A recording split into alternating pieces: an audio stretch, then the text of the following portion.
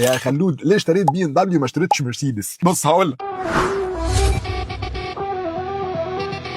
انا مش بكره مرسيدس والله، انا بحبها وبحب اودي وبحب بي ام دبليو، واللي شفته في بي ام دبليو جامد جدا، وشفت حاجات في اودي قويه جدا، وفي مرسيدس نفس الكلام. بس في حاجه مهمه جدا لازم تعرفها، لما بينزل موديل جديد من بي ام دبليو، اودي ومرسيدس هم كلهم بينافسوا بعض. يعني مثلا المرسيدس الاي كلاس بتنافس البي ام دبليو ال5 سيريس، وبتنافس الاودي الاي 6. النهارده مثلا بقى عندك الثلاث موديلات، والثلاث موديلات جامدين جدا، ولو رحت اشتريتهم جديد هتلاقي الاسعار متقاربه. يعني لو خدت نفس المواتير تقريبا بنفس المواصفات هتلاقي الاسعار مش بعيده، يمكن اغلاهم مرسيدس بس بفرق بسيط جدا، وبعد كده اودي وبي ام دبليو بيلعبوا في نفس السعر. وهنا انا بتكلم على السوق العالمي مش بتكلم على مصر، لان مصر الموضوع مختلف. الموضوع فيه ان الوكيل بتاع مرسيدس بيدي لك ضمان، بي ام دبليو فين الضمان؟ في موديل، يعني في قصه كده. اودي بتحاول تثبت وجودها، يعني في قصه كده في السوق في مصر مختلفه عن السوق العالمي. ايوه، انت اشتريت بقى ليه بي ام دبليو؟ عشان اشتريتها يوزد، وعلى مر التاريخ بي ام دبليو في سوق اليوزد، في سوق المستعمل دايما احسن برايس تو فاليو، هي بتفقد قيمه اكبر شويه في سوق المستعمل. يعني انت سي مثلا حطيت 5 مليون في عربيه بي ام دبليو، 5 مليون في عربيه مرسيدس، لما تيجي تبيع المرسيدس لو جابت لك 4 مليون يبقى البي ام دبليو هتجيب لك 3700. وهنا بيبقى اختيار ممتاز جدا بالنسبه لي انا لما اجي اشتري مستعمل، ان انا احط 3700 بدل ما احط 4 في عربيه منافسه. ما هو في الاخر تقريبا نفس التكنولوجي. يعني انت عمرك ما هتركب مرسيدس اي كلاس تقول يا الحمد لله اني ما جبتش بي ام دبليو، ايه الاثنين واحد. بس انا بميل اكتر لبي ام دبليو عشان